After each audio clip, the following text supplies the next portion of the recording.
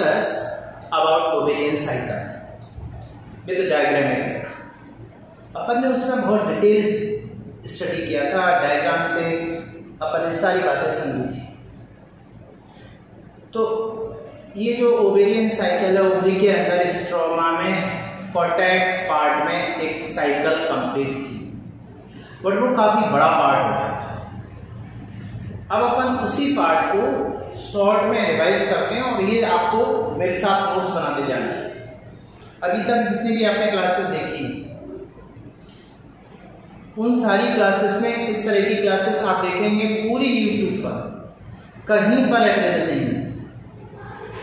तो आप लकी हैं कि इस तरह की क्लासेस को आपको देखने का मौका मिल पा रहा है इस वायरस की वजह से, कोरोना वायरस की वजह से। अदरवाइज ऑनलाइन क्लासेस का ये बाकी स्टूडेंट को मौका नहीं मिल पाता और कंपैरिजन नहीं हो पाता। पूरी इंडिया के अंदर आप देखिए, पूरी इंडिया के अंदर ओवेरियन साइकिल सर्च करके देखिए पूरी यूट्यूब पर, या इससे पहले कोई भी लेक्चर आप सर्च करके देखिए, उसके अंदर जो कंटेंट है वो एक कंप्लीट कंटेंट है, एग्जाम के हर पार्ट को कवर करता है। पेपर किसी भी टाइप का बने, चाहे वो नीट हो चाहे एम्स हो, तो आप देखेंगे कि ये जो कंटेंट है ये बहुत इंपॉर्टेंट और बहुत फिल्टर्ड कंटेंट है। पिछले 25 ईयर का एक्सट्रैक्ट है। 25 ईयर से अभी तक जो पढ़ाते पढ़ाते एक्सट्रैक्ट आया हो, मुझे लगता है कि ये जो ओवेरियन साइकिल है इसको अपन शॉर्ट समरी बना के याद रखते हैं। डायग्राम से देखा था, अब उसको मेरे साथ नोट्स बनाते हुए एक पेज पर ले लीजिए। जैसे अपन ने कहा था ओवेरियन साइकिल ह्यूमन बींग्स में स्टार्ट कहां से होती है? फीटल लाइफ से।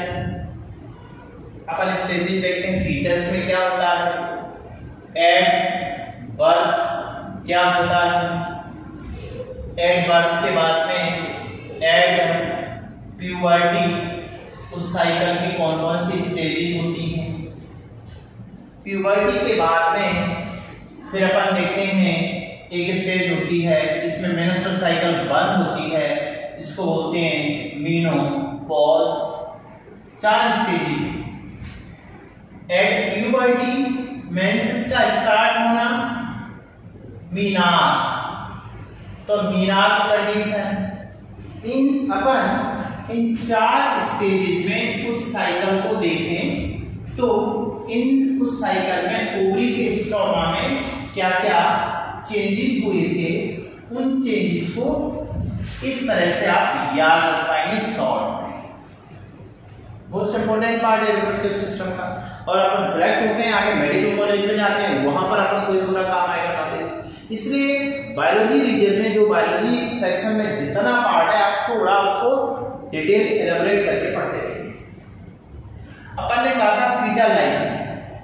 फीटल लाइफ में प्रीमोर्डियल जर्म सेल डिवाइड होकर क्या बनाती है?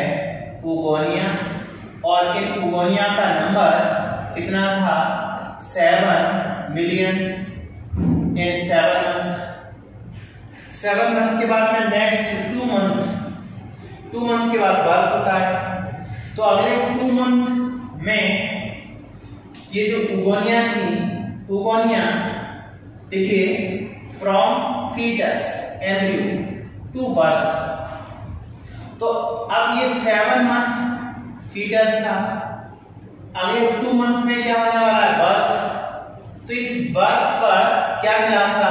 बर्थ पर अपन को मिला था ओवरी के अंदर प्राइमोर्डियल फॉलिकल, और इन प्राइमोर्डियल फॉलिकल के अंदर अपन को क्या मिला था? Primary oocyte। इसमें प्राइमरी oocyte मिला था, और इस प्राइमरी oocyte में कौन सी स्टेज थी? मियोसिस 1। मियोसिस 1 की कौन सी स्टेज? प्रोफेज। प्रोफेज स्टेज में प्राइमरी oocyte मिला था। और इन प्राइमोर्डियल फॉलिकल का जो नंबर था एट बर्थ, वो नियर अबाउट कितना रह गया था? 4 to 5 लाख। तो 4 to 5 लाख नंबर किसका है? प्राइमोर्डियल फॉलिकल का। उस प्राइमोर्डियल फॉलिकल में है क्या? Primary oocyte। Primary oocyte side को सराउंड करती है रिमेनिंग ओवम, ऐसा अपने डायग्राम में देखा। अब क्या होता है, एट बर्थ मियोसिस 1 स्टार्ट हुआ इस प्राइमरी oocyte में, प्रोफेज में है। अब अपन देखते हैं एट प्यूबर्टी। तो एट प्यूबर्टी अपन को क्या क्या मिलता है, प्राइमरी फॉलिकल, और प्राइमरी फॉलिकल के अंदर अपन को प्राइमरी oocyte मिलेगा, वहां पर प्राइमरी फॉलिकल। बट चेंज क्या है, प्रीमोडियल फॉलिकल में कौन सी सेल्स पाई गई थी इस प्राइमरी oocyte के चारों तरफ, फ्लैट सेल्स। बट ये फ्लैट सेल्स कैसी हो गई थी आगे जाकर, कॉलमनर। तो प्राइमरी फॉलिकल, प्राइमरी फॉलिकल में प्राइमरी oocyte है, और इसमें भी मियोसिस 1 की किस फेज में है ये oocyte, इन प्रोफेज, मतलब इसमें मियोसिस 1 अभी कंप्लीट नहीं हुआ है प्यूबर्टी। अब एट प्यूबर्टी अपन देखते हैं, एट प्यूबर्टी क्या स्टार्ट हो जाती है, स्टार्ट हो जाती है मेंस्ट्रुअल साइकिल। तो मेंस्ट्रुअल साइकिल में ओवरी के अंदर जो 4 to 5 लाख प्राइमोडियल फॉलिकल है वो एंटर करती हैं प्राइमरी फॉलिकल में। तो कितनी होती है वो देखिए, नियर अबाउट स्टार्ट MC, तो in each MC about 6 to 10 follicle, primary follicle end, और प्राइमरी फॉलिकल एक्टिवेट होते हैं, activated by hormone follicle stimulating. कौन सा हार्मोन है, FSH, इसको अपन गोनेडोट्रोपिक हार्मोन बोलते हैं। FSH एंड LH को कलेक्टिवली गोनेडोट्रोपिक बोलते हैं। तो FSH की प्रेजेंस में मेंस्ट्रुअल साइकिल स्टार्ट होती है, उस मेंस्ट्रुअल साइकिल में near about 6 to 10 primary follicle activate होती हैं इस FSH की वजह से, और एक्टिवेट होकर ये primary follicle convert into secondary follicle, इस सेकेंडरी फॉलिकल में बदल जाता है, और अब सेकेंडरी फॉलिकल का नंबर नियर अबाउट 1 to 2 रह जाता है। 1 to 2 सेकेंडरी फॉलिकल बनती है किससे, इस प्राइमरी फॉलिकल से। और इस सेकेंडरी फॉलिकल में भी अभी भी कौन सा oocyte है, इसमें भी प्राइमरी oocyte होता है, और ये मियोसिस 1 की प्रोफेज में होता है, ये भी मियोसिस 1 की प्रोफेज में अभी तक रुका हुआ है। अब अपन ऐसा देखा था कि जो सेकेंडरी oocyte है, secondary follicle convert into tertiary follicle. तो अब आप देखेंगे कि ये सेकेंडरी फॉलिकल टर्सरी फॉलिकल में कन्वर्ट होती है, उसको अपन बोलते हैं मैच्योर टर्सरी फॉलिकल, या इसी को अपन नाम देते हैं ग्रेफियन फॉलिकल। तो ग्रेफियन फॉलिकल मैच्योर किससे हुई है, सेकेंडरी से। अब देखिए इसमें क्या है, इन ग्रेफियन फॉलिकल का जो नंबर है यानी नियर अबाउट 1 ग्रेफियन फॉलिकल, आप देखिए 7 मिलियन थी फीटल लाइफ में, बर्थ आते आते 4 to 5 लाख, और प्यूबर्टी आते आते primary oocyte containing primary follicle. तो इनका नंबर कितना होता है, इनका नंबर होता है ओवरी के अंदर near about 60,000 to 80,000 each ovary. ये एनसीईआरटी में आप देखेंगे, ये आपको एनसीईआरटी वाली लाइन है। अब 6 to 80,000 दोनों ओवरी को मिलाना है तो नियर अबाउट 1 to 2 लाख होगा इनका नंबर। तो 1 to 2 लाख मिलती है एट प्यूबर्टी। उन 1 to 2 लाख मतलब ईच ओवरी में 60,000 to 80,000, 60,000 to 80,000। अब उनमें से ओवरी के अंदर 6 to 10 एक्टिव होती हैं एफएसएच की प्रेजेंस में और वो कन्वर्ट होती हैं सेकेंडरी फॉलिकल में और वो कन्वर्ट हो पाती है 1 to 2। उनमें से 1 to 2 में से ओनली 1 ग्रेफिन फॉलिकल मैच्योर होती है और इस 1 ग्रेफिन फॉलिकल मैच्योर होती है तो इसके अंदर प्रेजेंट होता है सेकेंडरी oocyte। इसका मतलब है इसमें मियोसिस 1 कंप्लीट हो गई। मियोसिस 1 कंप्लीट हो गई जो कब कौन सी फेज तक थी? प्रोफेज। मियोसिस 1 कंप्लीट हुई उसके बाद में सेकेंडरी oocyte की हैप्लॉइड स्ट्रक्चर है एंड फर्स्ट पोलर बॉडी बन गया था। Secondary oocyte and first polar body बन गया था। अब उसके बाद आप देखिए ध्यान दीजिए ग्रेफिन फॉलिकल में कौन सा oocyte है? Secondary oocyte first polar body और इस secondary oocyte M2 meiosis 2 stop हो जाता है। स्टार्ट होकर स्टॉप इन मेटाफेज। ये मेटाफेज में आकर के स्टॉप हो जाती है। थोड़ा सा याद रखना, नीचे नहीं लिख पा रहा हो, याद रखो स्टॉप इन मेटाफेज एक्टिव। अब ये सारा किसके अंदर हो रहा होता है? ओवरी के अंदर, कॉर्टेक्स पार्ट। अब यहां पर ये जो ग्रेफिन फॉलिकल है ये रप्चर होती है। अब रप्चर होने से ग्रेफिन फॉलिकल के रप्चर होने से हुआ क्या? ओवुलेशन। ओवुलेशन में कौन सा oocyte आया? Secondary oocyte। तो अब आप देखिए ओवुलेशन के बाद ओवरी से बाहर कौन आता है? सेकेंडरी oocyte और सेकेंडरी oocyte में M2 डिवीजन मेटाफेज में। अब सेकेंडरी oocyte मेटाफेज में है तो ध्यान दीजिए अब ये जो सेकेंडरी oocyte है इसके अंदर M2 डिवीजन मेटाफेज में है। अब सेकेंडरी oocyte आफ्टर ओवुलेशन ये आएगा किसमें? ये ओवुलेशन के बाद in ampulla part, in ampulla of fallopian tube. Fallopian tube के एम्पुला पार्ट में आ गया। अब फैलोपियन ट्यूब के एम्पुला पार्ट में अगर को मालूम है यहां पे मान लीजिए दो condition ampulla part. Ampulla part में यदि मान लीजिए दो कंडीशन है, एक है इस एम्पुला पार्ट को अपन ने कहा था कि इस एम्पुला पार्ट में होता क्या है?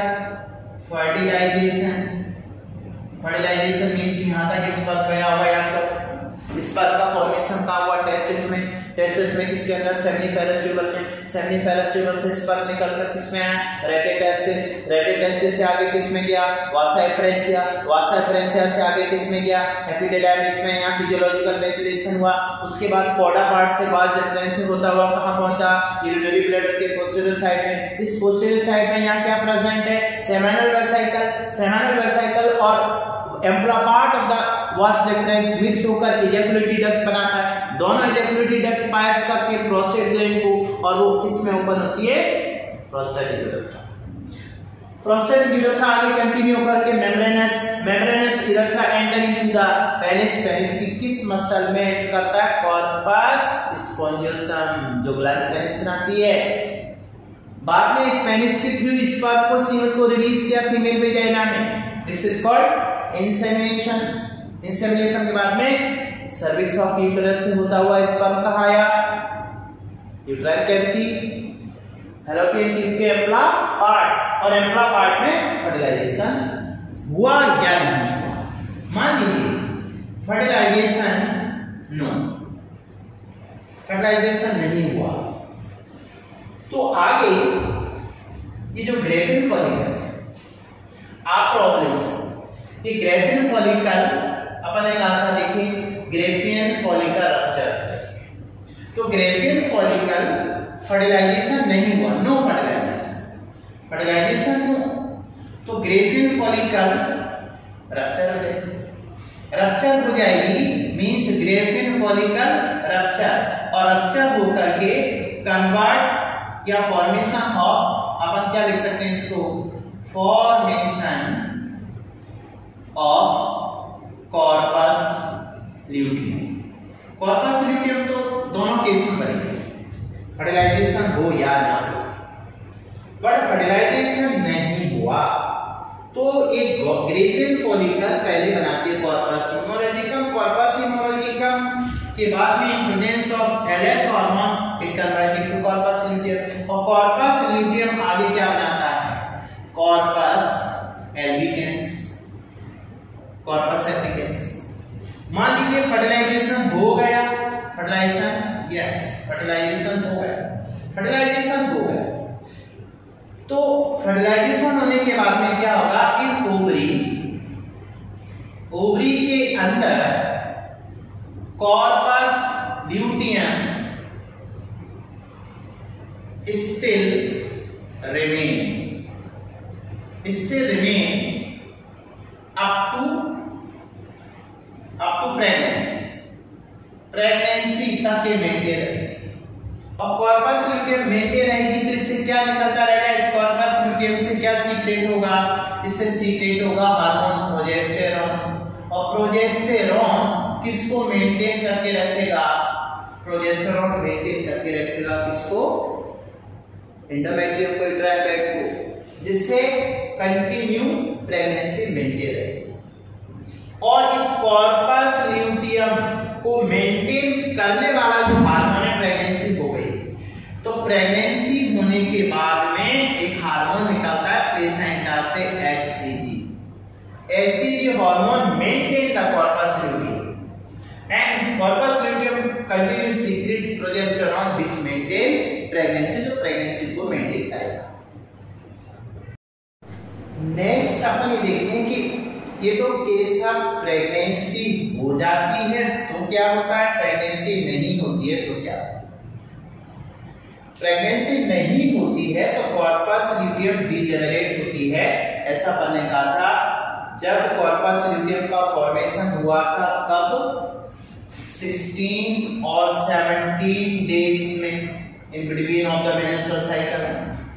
After 9 day of its formation means ये डीजेनरेट हो जाएगी, कॉर्पस ल्यूटियम डीजेनरेट हो जाएगी near about 24th day of the menstrual cycle and convert into the corpus albicans. ये दो केस थे, फर्टिलाइजेशन नहीं हुआ, फर्टिलाइजेशन हुआ।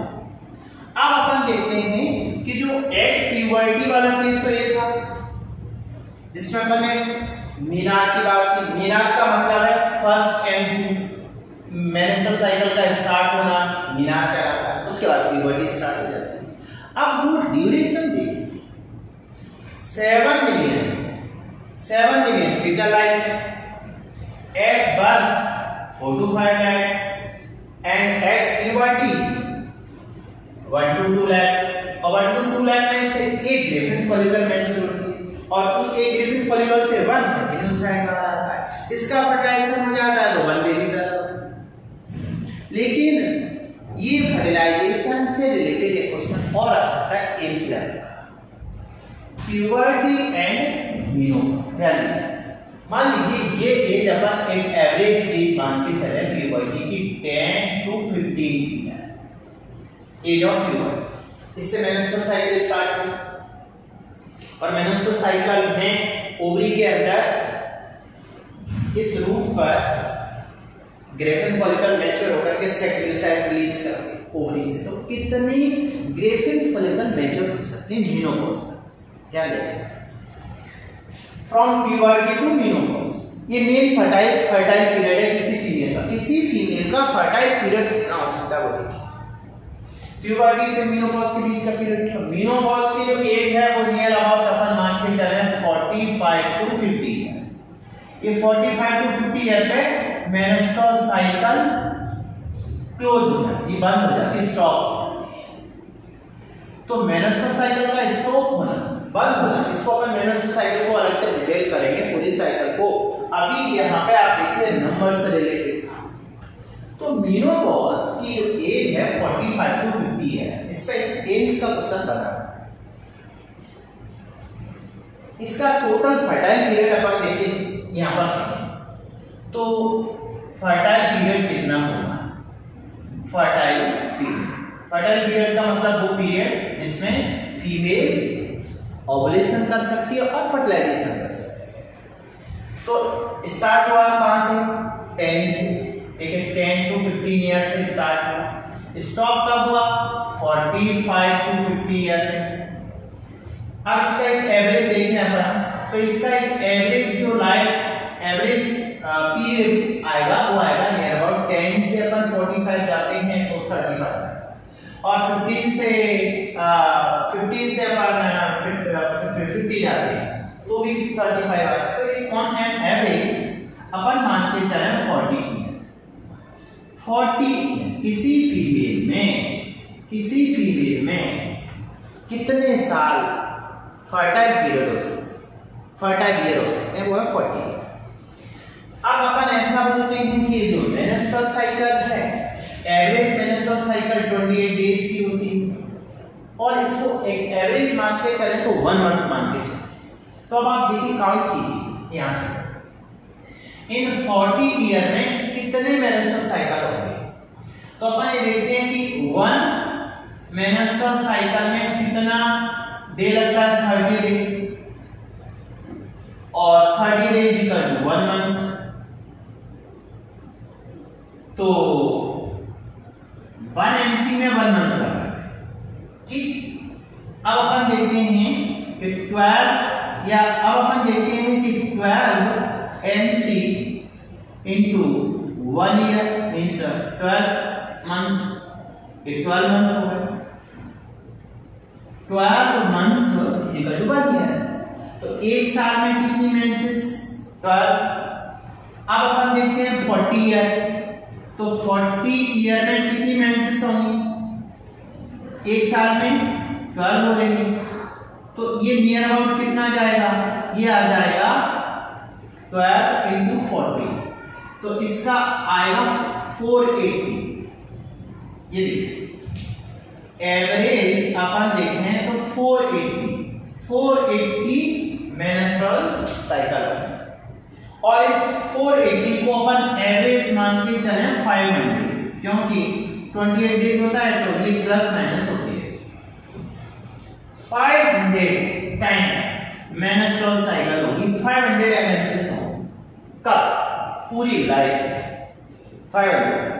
और एक मेंसेस में, एक साइकिल में कौन एक ग्रेफिन फॉलिकल मैच्योर होगी, और इस एक ग्रेफिन फॉलिकल से ही क्या निकला था? 1 सेकेंडरी oocyte। तो सेकेंडरी oocyte टोटल कितने निकलने चाहिए? 500। अब आगे 500 ही सेकेंडरी oocyte आएंगे, जिसको अपन ओवा एग कहते हैं। अब क्वेश्चन उठा कि 500 एग को अपन फर्टिलाइज करके कितने बच्चे पैदा कर सकते हैं फीमेल में? क्या आपको ये फीमेल, देखिए फीमेल में 500 एग पैदा होगा। अब आपने हर अंडे का फर्टिलाइजेशन करा दिया तो 500 बच्चे पैदा हो जाएंगे। आज तक दुनिया में कोई ऐसी फीमेल हुई है इसके 500 बच्चे पैदा हुए? तो एक एवरेज फीमेल एक एवरेज कितने बच्चे पैदा कर सकती है? ऐसे काम कर सकते हैं। 500 oocyte है। अब 500 oocyte है तो अपन ये जानते हैं कि प्रेगनेंसी, 1 प्रेगनेंसी, देखिए 1 प्रेगनेंसी में कितना टाइम? 9 मंथ। 9 मंथ में जब प्रेगनेंसी होती है 9 मंथ की, तो 9 मंथ में no ovulation and no menstrual cycle, जिसमें कोई मेंस्ट्रुअल साइकिल नहीं होती है। एक प्रेगनेंसी 9 मंथ। अपन एक एवरेज देखें, 9 से मल्टीप्लाई करके देखें, 500 डिवाइड करके देखें इसको, तो एक एवरेज यहां पे आ रहा है कितना आएगा बताओ जरा? 940 है तो नियर अबाउट 45 बच्चे पैदा कर सकती है फीमेल। 45 to 50, क्या ऐसा पॉसिबल है? 45 to 50 नो। एक प्रेगनेंसी के बाद दूसरी प्रेगनेंसी कैसे पॉसिबल है? एक प्रेगनेंसी 9 मंथ की खत्म हुई, दोबारा प्रेग्नेंट हो गई फीमेल, ऐसा कोई फीमेल नसीब होगी ना? तो ये 2 प्रेगनेंसी के बीच में डिफरेंस कितना होना चाहिए? 3 ईयर का। अब मान के चलो अपन 3 ईयर को डिवाइड 3 ईयर से इसको देखें, कितने को? 45 ईयर को। तो नियर अबाउट 12 to 15 चाइल्ड, एक फीमेल अपनी लाइफ में 10 से 12 या 12 से 15 बच्चे पैदा कर सकती है। तो किसी फीमेल का जो फर्टाइल मैक्सिमम जो अपनी लाइफ है उसकी, उसमें वो फर्टाइल पीरियड उसका 40 ईयर होता है, और उस 40 ईयर में वो कितने एग प्रोड्यूस कर सकती है? 500। उन 500 एग को अपन फर्टाइल नहीं करा सकते। तो एक एवरेज अपन देखें 3 साल के डिफरेंस से प्रेगनेंसी होती है, तो एक फीमेल नियर अबाउट 12 से 15 बच्चे पैदा कर सकती है। ठीक, इस पे अपन और आगे डिस्कस करेंगे मेंस्ट्रुअल साइकिल।